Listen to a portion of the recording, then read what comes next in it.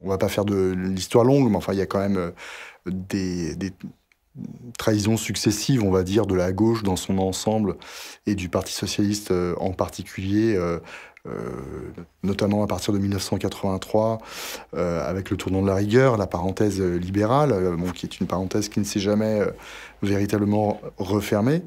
Mais ça, on va le payer, je dirais, plus tard, dans les urnes déjà, puisque on assiste dans le courant des années 2010 à une montée des partis d'extrême droite un petit peu partout en Europe, qui nous amène à la situation actuelle que nous connaissons aujourd'hui, où cette extrême droite a pris le pouvoir dans ce certain nombre de pays. On l'a vu aux élections législatives, l'extrême droite française est très très proche d'accéder aujourd'hui au pouvoir. On en est là. Et effectivement, pour revenir à la gauche, elle porte une lourde responsabilité dans ce processus. Il y a aussi une évolution de l'électorat du Parti socialiste.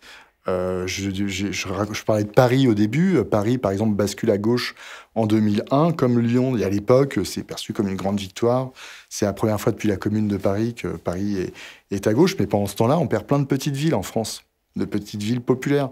Donc il y a aussi une géographie électorale qui commence doucement à évoluer, bon, avec des soubresauts selon les époques, mais on voit dans la dernière période, évidemment, qu'on assiste à une polarisation des électorats, moi, que je trouve extrêmement inquiétante.